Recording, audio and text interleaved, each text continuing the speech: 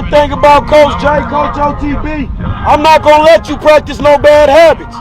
So if it's not right, if it's not perfect, we got to do it again. Because practice don't make perfect. Perfect practice makes perfect. I can practice something really bad a bunch of times and be really good at doing something really bad. I want to practice it doing perfect so I can be perfect at doing it really good. Everybody understand that? Over here, we got one of Phoenix's finest, Coach OTB J Allen, making it happen. We out here chopping it up, and he has a hell of a story. He's doing some big things with the youth out here in the sports world, and man, you know, we're gonna get into it. Share with our viewers a little bit about your background. You know, like how you grew up, you know, where you're from, you know, how you got involved in what you got going on, and you know, your little run-ins and mishaps. Okay, well, first and foremost, man, I appreciate you having me, boss man. What's up, fellas? Coach OTB J Allen. Came up, grew up out here in Phoenix, Arizona, originally from West Virginia, military brat, so, you know, moved around a little bit, landed on Arizona. Came up with the concept of OTB, which stands for, it's an analogy for outside the box, it's a mindset. So many moons ago, I started a mentorship and a youth mentoring program, as far as coaching as well, football, different things like that. Just trying to get kids off the block, kids like myself, at-risk youth, to really just think outside the box. So, no, I was one of those kids that was supposed to be dead or in jail, or under the jail. I did my fair share of bids as a youth, even into my young adulthood. So for me to be able to come back and give these kids the opportunity to look at somebody that came from where they came from and did what they did, but was able to turn their life around and think outside the box, you know, that's what really got me in the game. So I have a lot of sons and I have a lot of young nephews and stuff that I would just always have around me. They took to playing football. I played football for many years myself. And it was one of those things that can't nobody teach my sons or my nephews. It's like I could teach them the game. Yeah. So I initially got in just, you know, daddy ball. Shout out to LeVar Ball and Deion Sanders and all the daddies that did it the right way. So I got into the daddy ball concept with my sons. And then I seen little Johnny, little Daniel, little Bobby, they needed help as well. So it was one of those things where, you know, I just stopped, not just only focus on coaching my son and mentoring my sons. And, you know, I just started picking up on the community kids, their peers and whatnot. And they just going to one of those things. It was a passion of mine because at that time I seen I was being who I needed at my adolescent years, you know what I mean? So I caught my first bid, I was like 11 years old. So I would look back at my kids and just look at them and like, man, I couldn't imagine him being in the situation I was at that age. And that just caused me to kind of shift my thinking and just think outside the box, Coach OTB. At 11? 11, man, just some knucklehead nonsense stuff, but 11 was the first time, you know, I really ran into the youth authority, and then from there it was just all downhill, just, you know, I hate to say a product of my environment, but just, it's outside. I grew up in the 90s, I'm an 80s baby, but, you know, we were active in the 90s, late 80s and the 90s, and then I came up heavy in that drive-by era, gangster music era, whatever you want to call, it's just, you know, really no rules. But you had a father in the household? I had a father in the household and a mother in the household. But I think even with that, Pop's good, God-fearing man. Like I said, we come from West Virginia originally. He's military, soft-spoken military man. So we had that structure and discipline. When we moved to Arizona, it was more, so that's one of those things we kind of fell on hard times. So, you know, areas and situations that we did end up being in, you know, it's around us. And then I have a lot of siblings. So I'm the fourth one. I think by the time my parents got to me, and my sister and my brother, they was kind of like, you know, I ain't gonna say wash our hands, but you know, we was doing what we was doing at that time.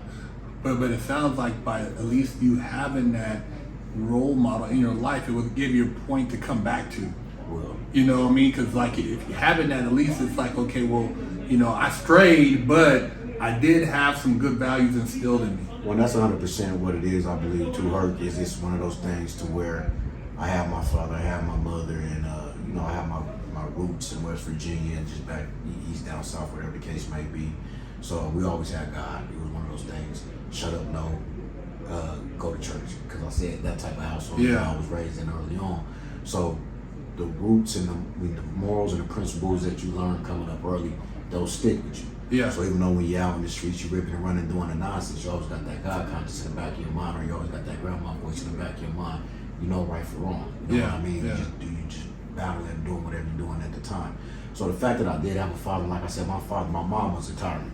She was the one we were scared of. You know what I mean? Like, we go to ask Pops because Pops 9 times 10 he's gonna let us do it. You know what I mean? But at the end of the day, he was soft spoken. He'd give us the proper, tutoring, just the knowledge of the wisdom behind the situation that we was in, and it was up to us to listen. My big brother, well respected in the streets and in the neighborhood as well. So that was my card. I'm little bro to him. Yeah. Same thing just with the family, very athletic, very, just outgoing, charismatic type family. So, it was just one of those things. We was doing what we was doing, but I did always was able to go back to the roots and the principles and the morals. And it's kind of what I preach and give to my kids these days. And what was like the thing that kind of turned you back? Because as you get involved in the streets, you do certain things. It took me 3 times to really be like, damn, this is it. This is it. What was it for you? Like when you how old were you when you got that and get into that situation that snapped you out of that or pulled you back and be like, look, I got to do something different?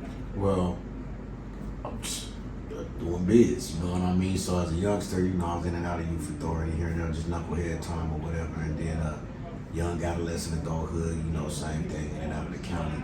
Then I finally caught a real bit. I had to go through about 3 years or whatever the case, and it was just kind of like I had one foot in the football game, one foot in the streets, and the way I got jammed up was like God was telling me something, go sit down and figure it out. So when I went and sat down that time, it was just like one of them things. I looked at everybody around me, I don't belong here. It wasn't one of them, I wasn't better than nobody, but I was better than the situation. I like my freedom. I don't like what you're telling me, and I experienced all that as a minor coming up, and now as an older man, I got to deal with these COs, I got it locked down at this time. I got only so many times on my phone. I can't see my kids. I'm hands-on with my kids, you know what I mean? Before I was in the situation I was in, so that really hurt. I got moved out of state to go do my bid or whatever the case may be, so, I'm not getting business and stuff that I would have been able to get if I was, local to my original area. So it was just one of those things, and I just knew I was better than that. I actually had played a level of professional football before I went and did my bid. Oh, wow. Which a lot of people don't know, and I'm airing that now. So, wow, man. You played in the league? No, I didn't play in the league. I played arena ball. I bounced around. Okay. I did a lot of different camps, a lot of different things like that. But I played arena ball for 9 years. So actually, when I did a bid, I actually had seen that level of success. And just playing time, product of my environment, still had some ties.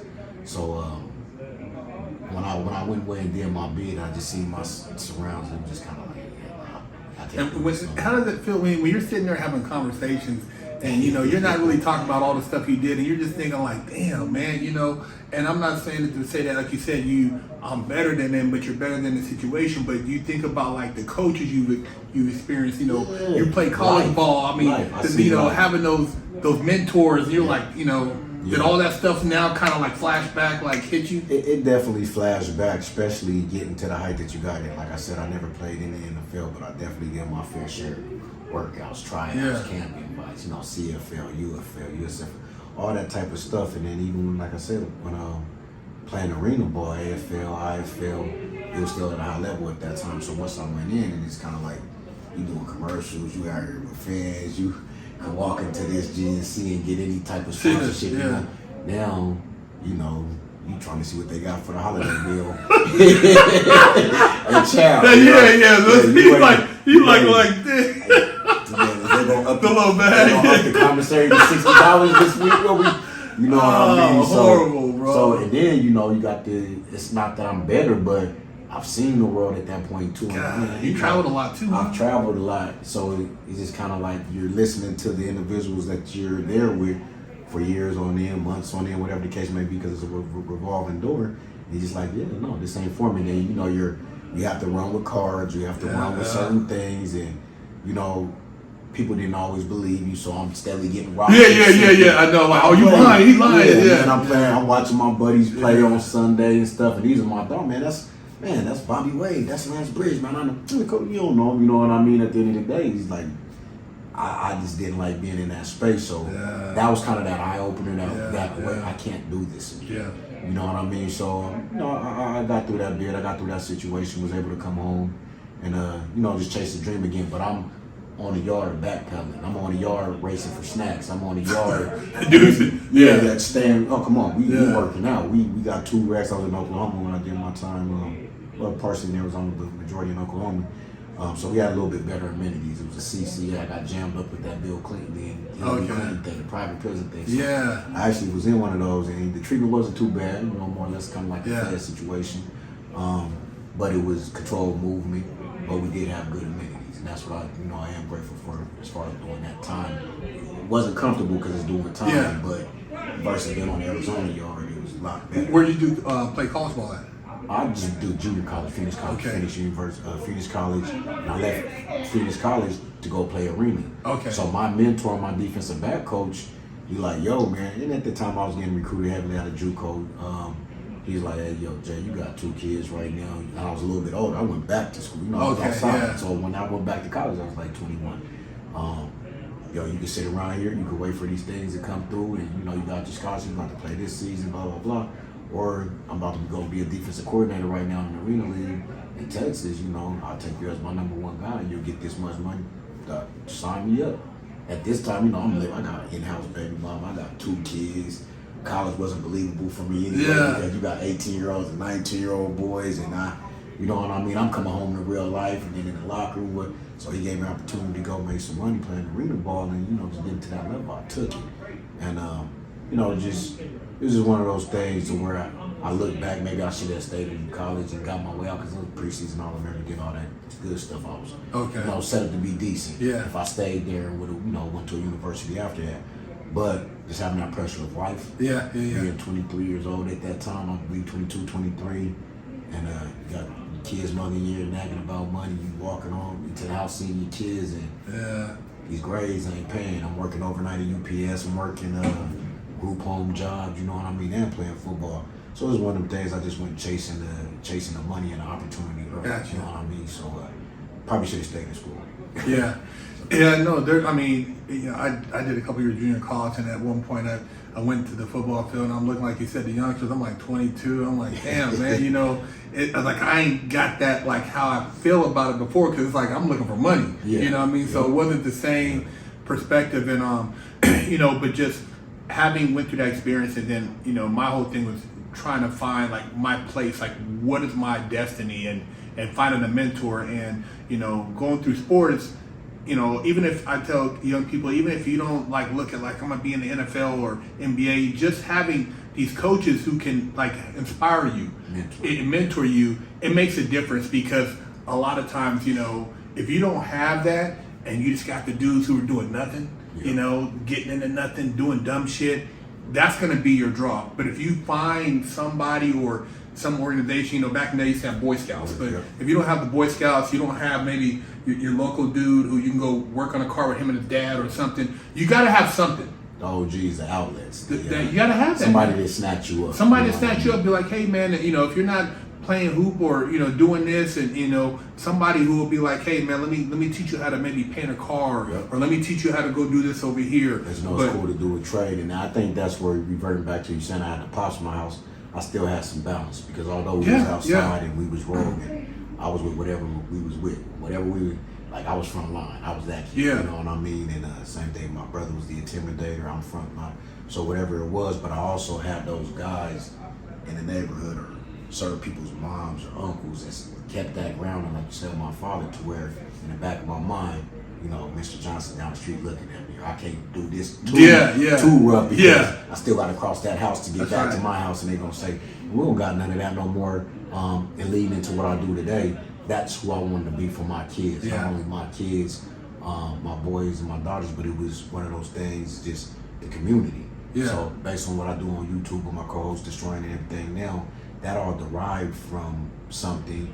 By the grace of God, I was able to align with him, and he took off to be something bigger. But I built a home gym out of my house. Me and my wife, for the last, I don't know how many years, 10 plus years, I have a home gym in my house, so these kids are up there training in my house. I'm not charging these kids to train. We have a Thai restaurant, Thai food, different products or whatever. So these kids will go straight from the gym, straight from the garage, and go in the house and get a good home cooked meal. My wife loves to cook, you know what I mean? So some of them might not go home that night. They might just crash out and go to school here because coach is gonna take me in the morning. I'm one of them guys, but at the end of the day, call your mom, call your pops, That's right. what's going on. And I know you're not out there doing no nonsense. Yeah. I know you're not in the streets because you've been here at the box with me all day. If that police officer call and say, well, Derek at this time, and he was getting it in, he was in the box with me, he was at the field, you know what I mean? Just being able to have that. So the OGs and the big homies, that's a lost art. Yeah. They say these so-called YNs are so out there because, like you said, ain't nobody grabbing them in. That's right. So I was mindful of that, and I've always wanted to be that. You still same house to this day with all this YouTube fame and taking off and social media. Still got the same blue house on the end of the block, you know, blue garage, and you know, people you pull up, you might see Coach OTB in there training somebody. You might see me at the field down the street training somebody because this is genuine. You guys see me on the level that I am now based on me just doing this. So it's always being the person that I didn't have growing up because I came from that era. Although we had those 1 or 2 people on the block making sure we did do certain things right, we also had the big homie saying, here, hold this, take this, shoot this, move this. And I was off the porch at 11 years old. I ain't gonna lie about nothing. So at the end of the day, I know the balance. You know what I'm saying? So it's just one of those things. It's I don't make no apologies or no regrets for any lifestyle or any of my upbringing because it gave me a certain type of balance. I say it all the time on my videos and stuff. I'm good in any hood. This is why we could pull up in the Liberty City. This is why we could pull up in the Baltimore. This is why we could pull up in the LA. Coach come from this. But one thing y'all gonna do is respect the fact that we're coming to your hood. I got this joint. You know what I mean? One of the most famous YouTubers coming to give away $10,000 for playing one-on-one football. I'm bringing the hood out. Well, you know, I like that whole concept and what you're talking about because you gotta have. I think it's almost like the best of both worlds. And I'm not saying that to say that I like to see kids go through the streets, but like I'm saying, thing military. You know, lived on a base for many years. No crime. All these kids, Navy, Marine kids. You know, everybody's like cool with no really separation. You know, playing sports, competitiveness, but being able to have that person that believes in you and actually see, like, reach that kid because you've been there, done that, and when people look, they don't know your background right off the top. So when you start like saying like, "Damn, how you know all that, Coach? Man, you know, you don't know about this and this." So the kid respects you. There's a certain level of respect, and I think his name is John Brown. His son, he got 2 sons in the NFL. You know, he's be Mr. Universe. You know, and he always talks about that because remember he grew up in Compton, and when he asked his coach, he said, "Coach, man, I want to get to the league and do this and that." And the coach is like, why ain't there no scouts come up here to our school? And he's like, "Oh, we don't have scouts." He's like, "Man, I gotta get out of here." He was smart enough at 7, and to understand the game, demographics, the game, exactly. And so he always takes his kids back to the hood. But he got 2 sons. One of them they speak German fluent, German, French, and something else. And he went to modern day and all this stuff. And I'm like, dude. That's an investment. Your kids are your investment. It's not just having a kid. Oh, my son. It's an investment, it's bro. An investment, and you want to get the good with the bad. I have a lot of boys. I have 7 boys and 2 daughters. Woo, you got a team. Between me and my wife. And I literally do from the ages of 27 down to 14. He'll be 14. But it's just one of those things. It's an investment, but you got to keep them grounded. You want them to go through the hardships, but you don't want them. So I come from that era where like I said, we got whooped, we got told no, it was hard. We didn't have much, put it straight up and down, and I come from humble beginnings. So at the end of the day, I coddled my kids, and I wanted to make sure you have more than I had, but I was going to be the strict friend, the whole 9. But then I look at a couple of them and be like, I spared the ride when I should have, extended the ride on you because now they're spoiled. They don't know how to deal with some type of life. And as a parent, you just kind of like, boy, if you don't. You know what I mean? But they've been protected from that. So in a sense, you don't want them to go through that. But as they get older, and as I got 3 grandkids now, and people be like, "Coach, you got grandkids?" I'll still get out here and run with my athletes and my mentees or whatever the case may be. But as I get older and move with them, it's just kind of like you got to have a balance with the discipline as well. Let them protect them, right? But at the same time, push them out there and let them experience and learn on their own as well. Because life is hard. Life ain't forgiving. Life ain't sweet. And life was my best teacher, and it's still teaching. You know what I'm saying? So the experiences and everything I went through, although you want to protect your kids from, you want to coddle them from them, Let them experience some of those things, man, because they need it. And you know, what you guys are doing, you're destroying, bro. The one-on-ones, all that stuff is teaching you. It's teaching you character. Sometimes you don't win, bro. Yeah. I remember doing stuff, man, and falling down or getting in a fight with this dude, a bully, and I got to go see him at school again. This dude, I remember I had a bully. He had a perm, man, in 3rd grade. This dude, little dude with a perm, man. I'm fighting this dude. He looked like little James Brown. Yeah, you know. But I didn't tell my mom. But my other friend, like, man, look, man, go over here to the park. You gonna get it again, bro? I'm like, yeah, man. I'm out there like scared, but I gotta fight this dude. He a knucklehead. Yeah. But like teaching that happens, it's okay, but you don't have to take a life. Yeah. I'm not gonna go kill the dude. No, you know what I mean? Like, that's it. We men at the end of the day. That's it, man. I want to know you can protect whoever's around you. So even with my sons, it's your brother. You know what I mean? So y'all get in the squabble, you better not run on your brother. You that's better right. not That's right. Protect your brother. You guys got sisters. You know what I mean? Like, that's right. Yeah, handle your business, whatever the case may be. It makes you tougher. Go bang your head. Go fall off that bike. Go roll down that hill. I come from that. I understand that. So you know, it's just part of one of those things to where it's like it's a character building with what me and Destroying are doing on his platform, but it's also giving these kids opportunity to get exposure, giving these kids opportunity to see life abroad. Yeah. Well, these so-called celebrities, and by the grace of God, I'm, with all humility, grateful to be in the position that I am, and I don't look at myself like no celebrity, famous, none of that. I hate when people, I don't hate anything. I strongly dislike when people say they're a fan of mine. You just support me like I support you. Yeah. You get what I'm saying? But it's definitely a blessing to be able to pull up, because now they see guys like myself, so-called celebrities, and guys like Destroying, where they can reach out, take pictures, hang out with 2-3 hours with, and get some money and go viral, because they know they're going to be on a video on YouTube that's easily going to get millions and millions of views, and they're showcasing their talent, and they're screaming their name in their neighborhood. You know what I mean? So when I initially started a lot of this, it was about put your name on the map. You see at the intros of my videos, put your name on the map, put your state on the map, put your school on the map. Get your exposure. Yeah. You know what I mean? Because even being in Arizona, even in West Virginia, one of my things was like, yo, there's athletes in Arizona. Yeah. Yo, there's some dogs in West Virginia, and it's so coincidental. The #1 video on the one-on-one video on Destroying's channel now is the one-on-ones we did in West Virginia when I went back home, sat on my great grandmother's stoop, and just talked a little bit about the history of West Virginia. But it was all about getting guys exposed, flying under the radar. So I linked up with him. We met at a 7-on-7 event. Had a couple conversations. I found out he was in Arizona. And then it was one of those things. He called me one day. He asked me, let's do something. I shot him this concept of what I was doing called Flex Fridays already. Oh, you can do that. You put that together. Yeah, we can do this. Came out there, gave away a PS5, $500. He was like, whoa, we got something here. We set up another event at one of the high schools I was coaching in, and it went crazy again. We set up a third time. The third time, we had a viral episode, and like a viral clip come out of that. NFL picked it up. People were on it. Hey, dude, we got to get out of town. Like, I got, this resource over here. Yeah. We started, kind of like N1 mixtape with a football. That's what the concept. When I sat down with me and Destroying, we were formulating, this has to be the N1 mixtape of football. You know what I'm saying? Just going around the country, picking up new contestants, competing one-on-one, doing all that type of stuff. So we bounced around, we went to Atlanta, then we linked up with Des Bryant in Dallas, and then just after that, it's just pretty much been history. We've been touring, we got picked up by the NFL. I think we did 2 NFL tours, like 15 I remember you guys were in Hawaii too. Yeah, we did Hawaii twice. I love Hawaii. Shout out to Hawaii. I watched some of your stuff, man. Yeah, so we do Hawaii.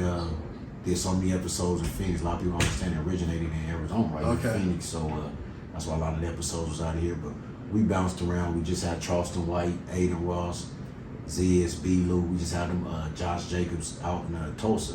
Okay. So just the people that we brought out, man. We've had Cam Newton come through. We've had Eli Manning, Mike Vick, Wallow, Gilly the Kid. I mean, just so many different people that we've interacted with. LaRussell, Bobby Schmurder. So that's another thing. Yeah. So now, the T Grizzly, shout out my dog T, we're connecting these celebrities, these different genres, these different worlds. Cross-pollinating and bringing them to, the one-on-ones. It's a community event. And now they get to hang out with their favorite celebrities, and these people are real people, and it's a potential chance of getting $10,000 for the people that are competing, and it's just something for us to watch. So to be able to just build that platform, link up with Destroying, forever grateful to that brother, and just have it grow the way that it did, And it was just all about, just being God ordained and giving people opportunity to get their message out, giving people opportunity to be seen, and it's more life out there. You know what I mean? Build character. Yeah. So this is what I look at football. I love football, I love the game, but I tell people in a nutshell, football was always a catalyst, a conduit to life. It teaches you the integrity, the discipline, the respect, the humility, the love, the compassion, the camaraderie. That's what football teaches you. All those components that I just named, you can transition into everyday life. Yeah, for sure. That's it. So as I'm pushing you and instilling this into you as young men, right, being the big homie, being an OG, not putting the pistol in your hand, not putting the bag in your hand, telling you, but if I'm pushing love, discipline, character, humility, all that stuff onto you, and I'm turning up with you, and we gonna win some money, and you gonna go viral. Come on, man. You know what I mean? Well, too, the thing about it's like doing line drills or doing sprints, or you get out there, feeling coach is like, coach, give me 5 more, and when you do that, and even if you go home and you only got whatever in the refrigerator, but you like it's that when you leave that, it's giving you something.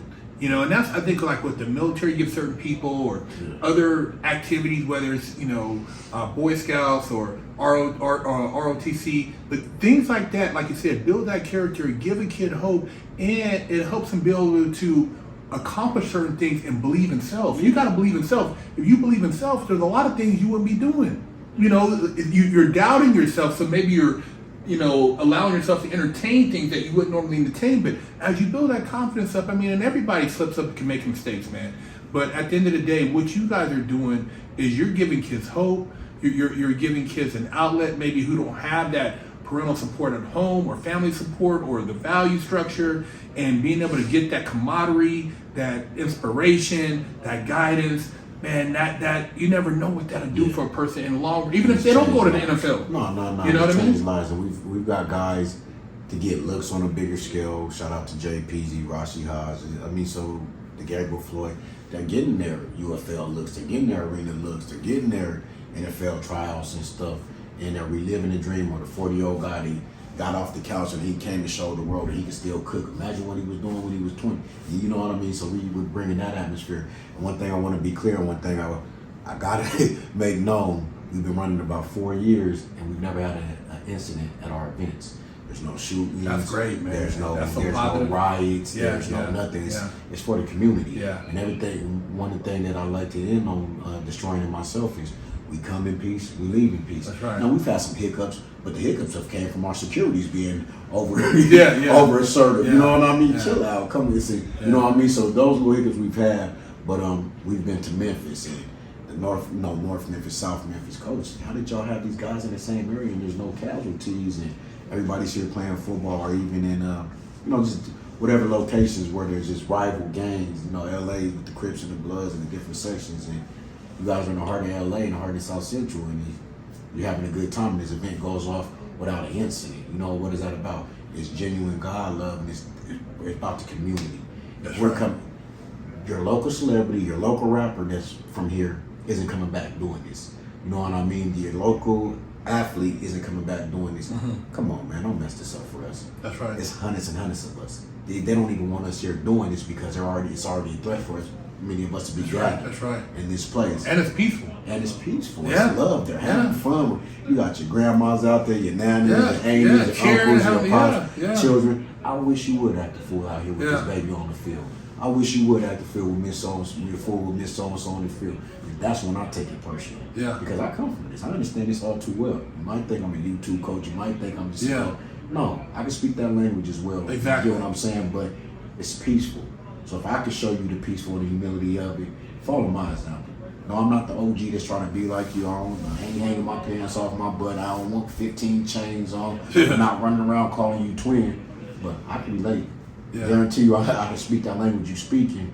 But check this out, homie. It's also another lane. It's also a different type of way to carry yourself as a man. Speaking to the characteristics that you say that we give these guys a chance to embody out there. It's building character. And we want to do that. And I think it's a fight worth fighting, because it's like almost, and not to say, in a violent nature, but as far as in society, because on one end you have what you're doing, which is so positive, and then on the other end we got like the whole glorification of a lifestyle that's destroyed so many young lives.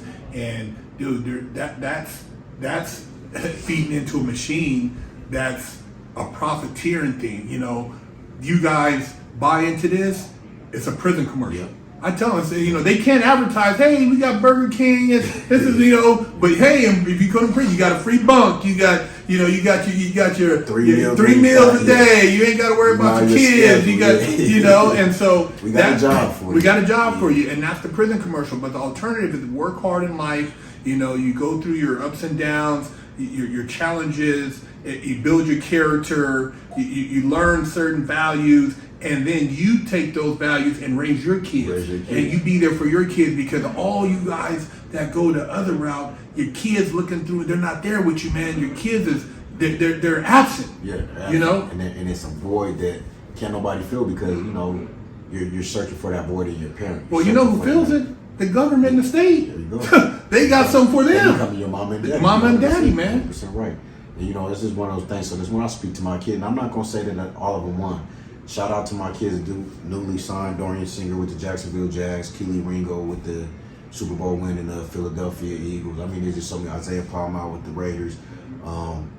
It's so many good feel-good stories, but at the same time, as I can shoot these kids out there playing in the NFL, Noah Carter, Rylan, Dillard Allen, Chase Shoemaker, like I can keep going on and on, but there's a generation and there's also a list of kids that is doing 25 to life that got killed or had to go speak at their funeral. You know what I mean? So I gotta go harder. How did I let that group of kids down? How did they not? Because it's all promising when we're youth and we're going here and now it's graduation time, or now it's going to live the real world and you didn't get that scholarship. You're not going to this college. Your lifestyle ain't coach picking you up in a van and driving you to Utah and Vegas and you back in the real world because I don't outgrew coach. Coach still in my life now, but I got to get to this money. I got to raise this kid. I'm dealing with my real life problems right now that coach can't help. I've lost kids to that, and I felt like, could I have get something better? Maybe, maybe not. But at the end of the day, that's why I also still continue to go so hard in the lane that I am now. Get the message out. Have these type of conversations. Make sure we continue to give underprivileged cities opportunity to be seen. Put your name on the map. Put your state on the map. There's football players in Tulsa. There's football players in West Virginia. These small towns that you might not ever hear about. So that's just what it's about. Just being that voice, being that person that I didn't have. One thing I did learn when I was young, going in and out of the system, and even as my young adulthood, when I did my time, it was I need structure. I need discipline. And every time I had structure and I had discipline, I was the best version of me. Mm-hmm. So that's what I want to get these kids to understand. You need discipline. You need structure. It's a good thing. That's right. You know what I'm saying? So like you said, idle hands, too much time to come out of hands. So now, if I don't have nothing to do with my time, but go here, do this, do that, and third, I just want to sleep and wake up and do it all over again the next day. Come on, I'm gonna be successful. I'm gonna be, it's positive results that come out of there. So that's just one of those things. I tell the kids all the time: decision, choices, and consequences. You're gonna make it. You have a decision. You're gonna have to choose something, and every decision and choice has a consequence, whether it's good or bad. You just have to deal with it. So just helping these young men try to understand that narrative as well. Just decision, choices, and consequences. You're gonna be faced with them on a daily, 1,000 of them daily. Which one are you gonna make? Try to make the wisest one. Like you said, we all make mistakes. That's right. But how you respond or how you react to that mistake is what defines your character as a man, as a young man, I should say. Well, you guys are doing. You're doing God's work, bro. You're doing big things, and I've watched your show just tripping out, like picturing myself as a young man, like, damn, man, that was so dope because there was nothing like that. I mean, we used to go out there just on our own, and the homies be like, come on, man, one-on-one, we be going head up and stuff, and and that was our way of doing it. But like for you guys to do it and put it on this platform, you build hope. A lot of these kids that it gives them an outlet. It's something positive, and man. It's just that model, if we can replicate that and you guys, just put that out there, so many more kids, it helps, man, the community. Because there's not enough men, there's a lot of these guys, they're just not there, man. Maybe their dads, single parents, man, it's rough for a lot of young men. It's rough for them, and then like you said, a lot of them just didn't get that guidance or they didn't grow up with that pops in the home. Like I said, I was grateful, to have some of that. My pops there and just give me those basic principles and morals, and then the old school principles just from my elders, grandmothers, and different things like that. Uncles back home, West Virginia. These are men. Yeah. You know, they're building homes. They're cutting down trees. We in the sticks. In West Virginia. Yeah. Shout out to Greenstown, West V, and you know, so that's what I got to see. So it was always a balance with that. So I try to instill that in my kids as well. But just being that hands-on guy for them, man. Man, coach is cool. Yeah. I tell people all the time, I'm gonna take pictures. Yeah. I can't answer every inbox. But they get so surprised, Coach, you answer me, Coach, you. Yeah, man, this is what I do. Because before you see me doing that, I was doing this. So you can come to me and ask me, how can I get better at this, that, and the third? And I'm gonna show you. Yeah. You can meet me out on the street, take a picture, be like, hey, Coach, give me a follow back. And I'm gonna follow you. And then I might hit you in the inbox and be like, hey, man, pleasure meeting you. Stay in tune. Let me know if you need. That's just because I'm doing God's work and it's my purpose, right. and I'm supposed to be doing that. So it's just one of those things, man. It's a lost art. It's a lost generation of young men being men, and then there's a narrative that they're pushing on society as well, that certain things are okay.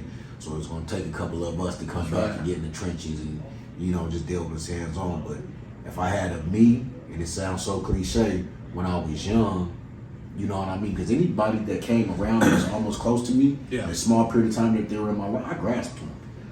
Doug Dennison, shout out to Doug Dennison, a former Dallas Cowboy eons ago. Y'all kids don't even know who he is, but he went to church with us, you know what I mean? And figured he was running back with the Cowboys Super Bowl. So once he came into my life, he was hands-on. I clung to him out of my life, boom, doing back to what I'm doing.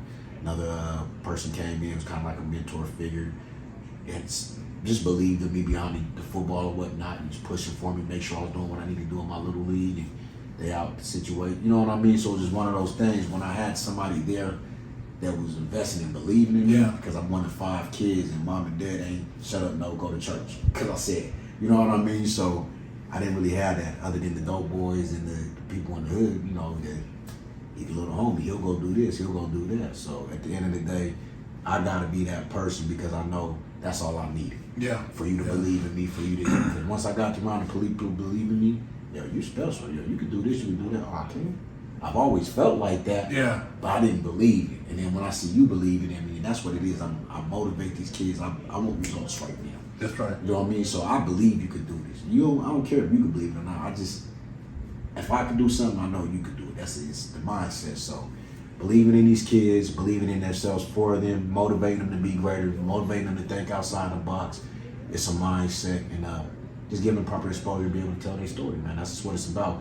Just doing God's work. Just being there for, like you said, the ones that ain't got us. The true men. That's right. You should say, listen, ain't no men out there anymore. And how could the people out there find you on social media? Coach OTB everything. At Coach OTB on YouTube, at Coach OTB on Instagram, Coach OTB on TikTok, Coach OTB on Facebook. I'm about to go on my Coach OTB skills clinic, and that's another thing real quick to spin off from the one-on-ones, because like you said, when you touch so many people, you might not get to compete in the competition. You might be too young, whatever the case may be. So every summer, for the past 2 summers, I go around and do a Coach OTB skills clinic, and I coach the clinic. I'm hands-on with your kids, and I'm taking you through football. I'm a real coach. I ain't a YouTube coach. I've been doing this in the Valley, Arizona, 20 plus years. Check my resume. Done it at every level, each level. So when I coach, that's what I'm doing. You guys get the YouTube and that's the reaction. I don't even know the cameras is there when I'm not doing what I'm doing. So every summer, or the last couple of summers, we've been going around doing the Coach OTB Elite Skills Clinic, pretty much ages 7 to 18. My first one is June 7th in Memphis. And then from Memphis, I believe we go to Liberty City, Miami. Oh, wow. Then we just bounce around. So I'll be in Pittsburgh, I'll be in Nebraska, I'll be all over. Like I said, this is your tour, this particular tour. So, just people wanted to see more of me. People wanted to deal with me. Oh, he's a real coach. He's very knowledgeable. And then, in Arizona, how can I deal with him? Well, I'll go meet the people where they at. That's what this is about. And that's what's so cool about you guys, because being able, seeing how excited when I watch your video, these little communities are, oh man, and they're trying to show out. The dudes is coming out there, and they're really putting out some serious effort, man. Them kids was like, oh, they birdie and clowning, and and so, man, I watch you guys at a couple of the games too, out of the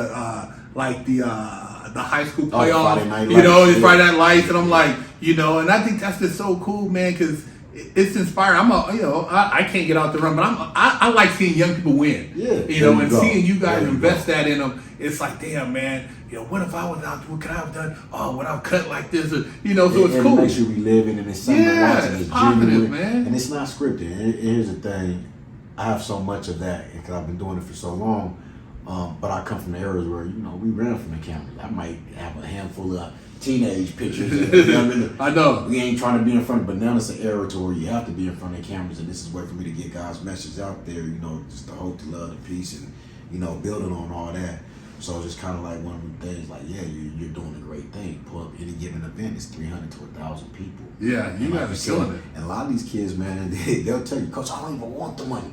I just want the exposure, Coach. I just want to show like a ball, Coach. And it's genuinely what that's about. Like, just getting that 15 seconds of fame. And it's like, man, I know that kid. You know what I mean? I understand that kid and where he's coming from. And then you hear some of their stories, and it's just so passionate and genuine. Netflix got to pick us up, man. NFL Network, and we done did so much work with so many people, but what we're doing deserves to live on one of these platforms. Well, you touching real lives, man. I mean, and you're real people, and that's the story. The story is not only what you're doing, but how you got there, and that's what's the value. Because there's a lot of people doing it, but the way you guys are doing it, and like I said, you see these kids and they'll live off that for the rest. Oh man, look, I was on there, man. Look what I burnt so and so caught that pass. It's going viral. We live in an age, everything's going viral. Everything's, you'll be able to just go back and search and you'll pull up with it. So a lot of these kids is just getting there 15. Coach, I want to strap somebody up. Coach, I want to push somebody. Coach, I want to, and that's it. I didn't win the 10,000. I don't care. I got to be on a video. I got to rep my city. I got to rep my state, and then even the crowd. These people were coming out. They're just watching. They're just there because you're in our city. And why would you come to our city? But I'm very mindful of that. And I tell a lot of these people, a lot of these cities I have ties to, and it's a running joke on the episode amongst our cast is this, Coach, man, who you know in this city? Coach, who's your family in this city? I'm talking, even when we pull up in Japan, I'm going to make a phone call. Hey, what's up? I'm in town. You know what I mean? And I've always moved like that. So it's just one of these things. These are calculated places that we're also going based on who we know there, what I got there, what the need is for that particular city. So we built a lot of relationships, a lot of camaraderie, and just different things through giving kids opportunity, giving kids exposure to different things like that. But it literally started just, like you said, King of the Hill was one of those things. These boys trained in my gym throughout the week, talking trash. Oh, we gonna see Flex Friday. I like to call it Flex Friday. And then while I'm doing this on this side of the map, you got Destroying doing what he's going around. He's doing one-on-ones against guys. And he's competing. He's pulling up apart, calling people out. Now you merge what we're both doing. We got our concept now. This is the one-on-ones worldwide. You know what I mean? And we've changed a lot of people's lives. We gave away 50,000 at one point. The last episode was 30,000. Like I said, T Grizzly came in one time. They put another 10,000 on, so like 22,000. It's just different things like that. Man, you meet a lot of entertainers. But what I came to notice about these people is that they want to be a part. Although we're reaching out to them and we're saying, hey man, it'd be great to have. What we're coming to find is that these people want to be a part of it. You know what I mean? The Charleston Whites, the Aiden Ross, like I said, they're having a blast. I've never seen Charleston White around 1,000 people, 500. You know how this guy talks. You know what I mean? Aiden Rossi, you guys are out there for 5-6 hours in the community. People grabbing on you, taking pictures, pulling left and right. You might get ran over by a football, and they're just there enjoying themselves because of the atmosphere, the community, and what it's about. So this is one of those good things. Definitely grateful. I give all honor to God behind it because it was something that I knew that deserved to be seen. When I was doing it on my section, the way that I met Destroying was just by chance. He's filming one of my team's 7-on-7 games. I run into him again. Then you're in Arizona. Oh man, we got to link up. Further call me. You know what I mean? So it's just one of those things. Here we are 5 years later doing what we're doing. I just feel like it was something that needed to be done. And it won't be done again. Nobody ever be able to do the one-on-ones like this again. No, you guys, the energy you guys bring is it's amazing, man. And given the opportunity, man, I mean, for these kids, it's just insane, man. And I hope to pull up on one of your events. Next time you have some out here, I'm there. No, so you out here in Arizona, man. We're technically supposed to be putting something together. We're trying this new format out. So we'll be doing something here soon. But you more than welcome to come cross travel anywhere we go, man, because it's something for people to experience. So when you get out there to grandmas, and I think that's the biggest. People be like, Coach, what's your favorite state? I'll always be biased to Arizona and West Virginia, but when they tell me what's your favorite state or what's your favorite moment, I always got to reflect on the grandmothers, the genuine elderly mother that, bless your heart, baby. This is so amazing. Yeah. What y'all doing out? And I just feel it. It's genuine. Yeah. That's the response that I'm looking for. That's right. You came out here and you enjoy. You don't know nothing about them. You don't know what these boys running up and down the field screaming. You just see the community aspect. That's right. You just see young brothers cooking up, putting this together. You just see these kids enjoying themselves. So that's always been my reward. Yeah, there's some awesome cities and some awesome athletes. But when that nana, when that grandmother, you know, that big mama, or even the OGs, the old heads, the grandpas, and they shake your hand and say job well done, that's when I feel accomplished. That's when I know that I did something right, or that's when I'm doing God's work, because this ain't even young generation.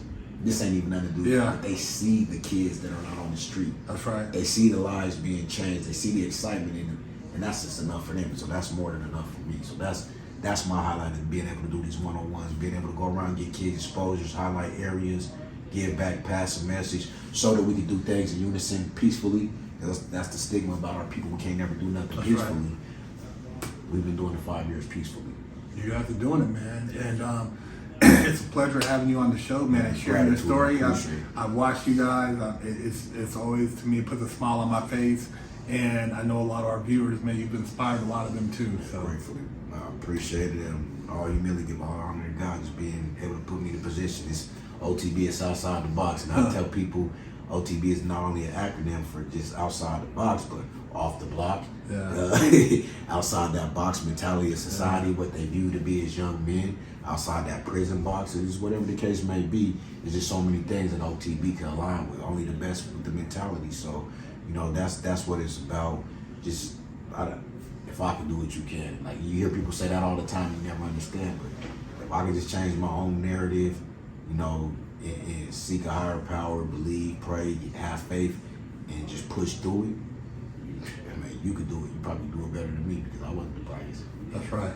So there you have it, Big Hurt 916, Coach OTB, fresh out.